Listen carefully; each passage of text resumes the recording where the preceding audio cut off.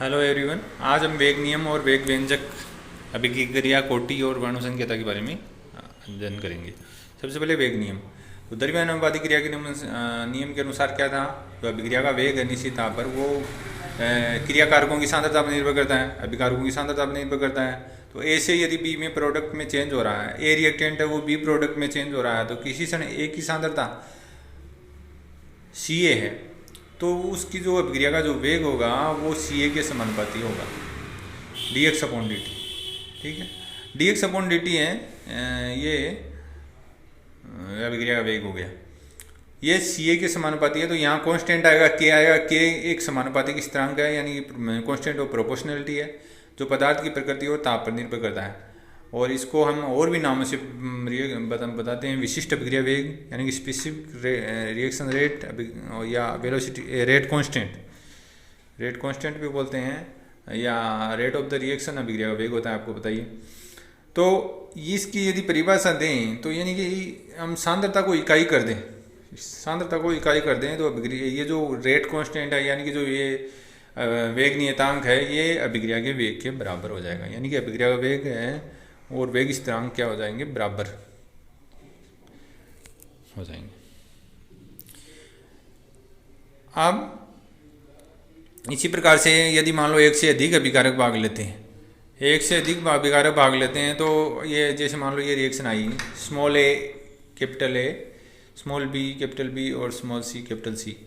तो A B, small ए और small B small C क्या है, स्टोइकियोमेट्रिक कोएफिशिएंट है, और ए कैपिटल बी और कैपिटल सी क्या हैं, वो रिएक्टेंट्स हैं।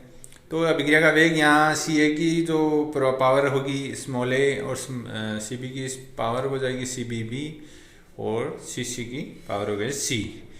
तो यहाँ ए ब्रैकेट ए के पावर स्मॉल ए, ये कंस्ट्रेशन ऑफ बी की पावर स्मॉल बी और कंस्ट्रेशन ऑफ सी की पावर स्मॉल सी, इस प्रकार से लिख सकते हैं। तो यहाँ यदि ए और बी और सी तीनों की सांद्रता यदि इकाई हो तो भी अभिक्रिया का वेग है या विशिष्ट अभिक्रिया वेग है वो वेग के बराबर हो जाएगा। तो विशिष्ट अभिक्रिया वेग या वेग नियतांक की हम परिभाषा क्या दे सकते हैं कि वह उस अभिक्रिया का वेग है जब प्रत्येक अभिक्रिया की सांद्रता इकाई हो।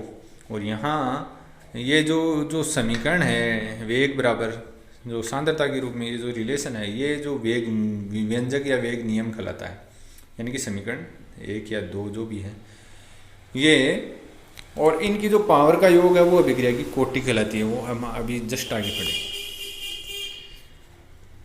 तो अभिक्रिया का वेग या विशिष्ट अभिक्रिया वेग या वेग नियतांक के मात्रक देखें, तो अभिक्रिया का वेग का मात्रक देखें तो ये क्या होता है, सांद्रता में परिवर्तन है उसमें समय का से डिवाइड होता है, और सांद्रता में परिवर्तन, सांद्रता का मात्रक क्या होता है, सांद्रता का मात्रक होता है मोल प्रति लीटर, और समय का मात्रक क्या होता है, समय का सेकेंड।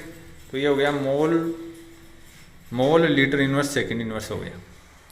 और उसी प्रकार से मान लो ये जो अभिक्रिया है small a capital A plus small b capital B plus small c capital C, तो यहाँ ये जो है इसमें देखो इधर सांद्रता इंटू समय इनवर्स, ये वेग का मात्रक है, वेग और फिर वेग नियतांक आ गया। और यहाँ ए की सांद्रता है तो सांद्रता में ए सांद्रता की पावर ए लग गई, बी सांद्रता दूसरी, फिर सांद्रता की पावर बी लग गई, फिर सांद्रता की पावर सी लग गई। तो यहाँ के की यदि हम यूनिट देखें तो सांद्रता इंटू समय इनवर्स और डिवाइड बाई सांद्रता की पावर ए प्लस बी, क्योंकि जो बेस है इनका सेम है इसलिए पावर का ऐड हो गया ए प्लस बी प्लस सी। तो ये आया, फिर सांद्रता ऊपर 1 है पावर, नीचे ए प्लस बी प्लस सी है, तो ये नीचे वाली पावर माइनस हो जाएगी, तो 1 minus a plus b plus c और समय इन्वर्स हो गया। अब आगे क्या करते हैं हम, सांद्रता का जो है मोल पर लीटर और रख देते हैं इनका, तो मोल पर लीटर की power 1 minus a plus b plus c into समय इन्वर्स। तो मोल की पावर तो हो गई as it is 1 minus a plus b plus c, और लीटर वाली हो गई इन्वर्स, तो a plus b plus c पहले आ गया, -1 हो गया समय इन्वर्स, समय का सेकेंड इन्वर्स होता है। तो इनकी मात्रक लिखेंगे तो मोल 1 minus a plus b plus C, litre A plus b plus C -1 second inverse हो गई। यहाँ ए प्लस बी प्लस सी ये क्या है, ये अभिक्रिया कोटि है, इनका टोटल मान यदि मान लो एन हो तो ये हम इसको ऐसे भी लिख सकते हैं मोल 1 माइनस एन लीटर n-1 और सेकेंड इन्वर्स हो गया। तो इस प्रकार से ये हम यूनिट दे सकते हैं।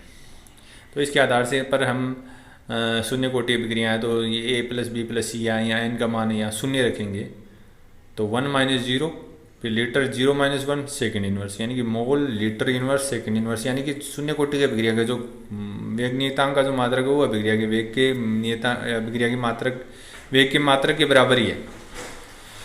और यदि प्रथम कोटि की अभिक्रिया है, फर्स्ट ऑर्डर रिएक्शन है, तो 1 minus a plus b plus सी का मान आएगा 1, तो 1 माइनस 1 तो ये 0 हो जाएगा, तो 0 को लिखो मत चाहे।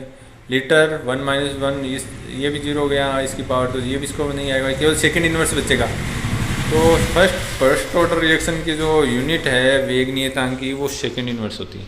इसी प्रकार से आप सेकेंड ऑर्डर रिएक्शन की भी याद कर सकते हो, वो आएगी mole inverse litre second inverse आएगी।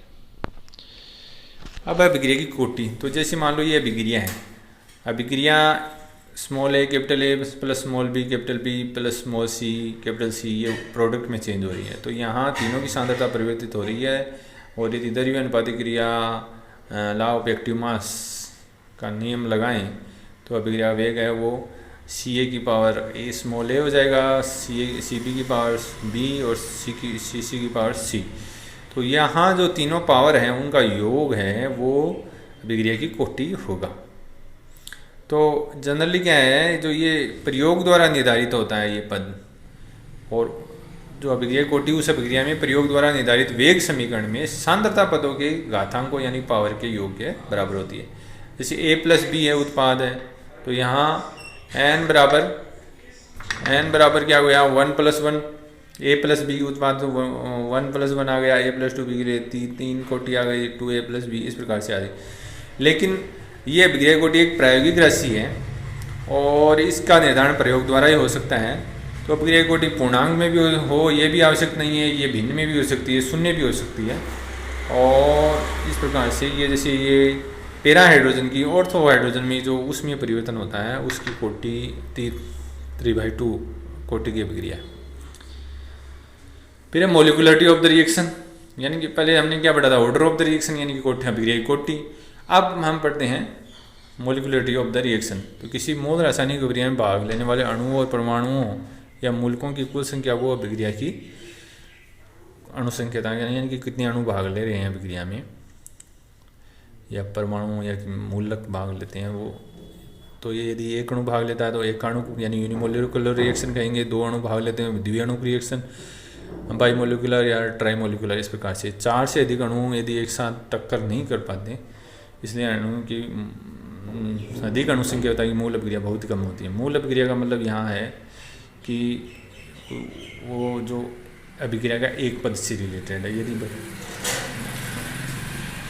यदि अभिक्रिया बहुत चरणों में होती है तो उसका एक पद ही ले लेंगे, तो उसमें उसके आधार पर मोलिकुलरिटी निर्धारित करते हैं। H2O2 है वो H2 और O में चेंज हो रहा है, तो ये यूनिमोलिकुलर हुई। H2 और I2 यहाँ 2 मोलिक्यूल काम भाग ले रहे हैं तो ये बाईमोलिकुलर हुई। और नीचे वाली जो अभिक्रिया है 2FeCl3 + SN2, इसमें 3 अणु भाग ले तो त्रिअणु की अभिक्रिया ट्राईमोलिकुलर रिएक्शन है। अब सामान्यतः क्या होता है, जो मोलिकुलरिटी और ऑर्डर ऑफ द रिएक्शन है वो सेम होते हैं, लेकिन कई बार ये डिफरेंट भी होता है। इसका कारण क्या है, जैसे मान लो एथिल एसीटेट है, इसका उदाहरण दे रखे हैं। तो एथिल एसीटेट का अम्लीय माध्यम में जल अपघटन की बात करें तो यहाँ H2O रिएक्शन कर रहा है एथिल एसीटेट से, और ये वाटर है वो एक्सेस में होता है। जब भी एक्सेस में होगा तो उसकी सांद्रता में कोई परिवर्तन नहीं आता, ज़्यादा परिवर्तन नहीं आता।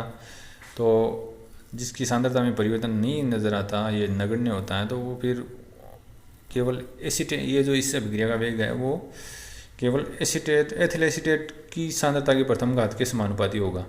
तो देखने में ये अभिक्रिया द्वितीय कोटि की लगती है, लेकिन ये फर्स्ट ऑर्डर रिएक्शन है, यानी कि इसलिए इसको ये मोलिकुलरिटी तो 2 है, अणुसंख्यता 2 है, लेकिन ऑर्डर ऑफ द रिएक्शन 1 ही है, इसलिए इसको सूडो मोलिकुलर रिएक्शन भी कहते हैं। सूडो यूनिमोलिकुलर यानी कि एकाणुक लग रही है, सूडो यूनिमोलिकुलर है ये, यानी कि इनकी ऑर्डर 1 ही है जबकि मोलिकुलरिटी 2 है। और इसी प्रकार से ये देखिए अभिक्रिया 2N2O5 नाइट्रोजन पेंटाऑक्साइड है वो NO2 और O2 में विभाजित होती है। तो ये जैसे देखने में बाईमोलिकुलर है, बाईमोलिकुलर रिएक्शन है, लेकिन ऑर्डर देखेंगे तो इसकी फर्स्ट ऑर्डर रिएक्शन है ये। तो इसलिए अभिक्रिया कई चरणों में संपन्न होती है, 3 पदों में पूर्ण होती है। पहले पद में क्या होता है, N2O5 N2O3 और O2 में वियोजित हो रहा है। और फिर दूसरा पद है वो N2O3, वो NO और NO2 में चेंज हो रहा है। फिर NO और N2O5 आपस में 3 NO2 बना रहे हैं।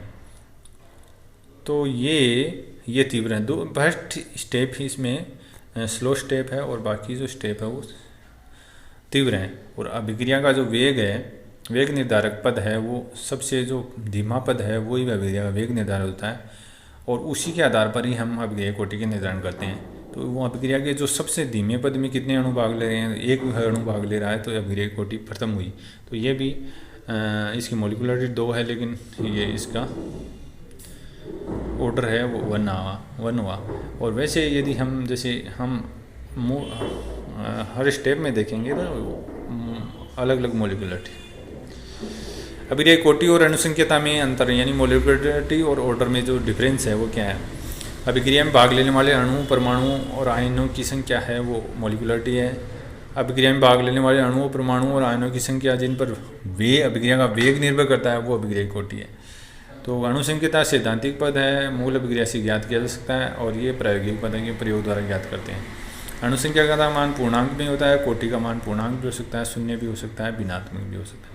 संपूर्ण अभिक्रिया की जो अनुसंख्यता है उसका कोई अर्थ नहीं होता है, क्योंकि हर स्टेप की अनुसंख्यता मोलिकुलरिटी अलग होती है, और जबकि अभिक्रिया कोटि संपूर्ण अभिक्रिया की होती है। तो इस प्रकार से आपको वेग नियम, वेग व्यंजक, वेग स्थिरांक, इनकी unit, order of the reaction, molecularity of the reaction, ये सब समझ में आ गए होंगे। फिर भी यदि कोई समस्या हो तो आप इसमें आप कमेंट बॉक्स में डाल सकते हो। धन्यवाद।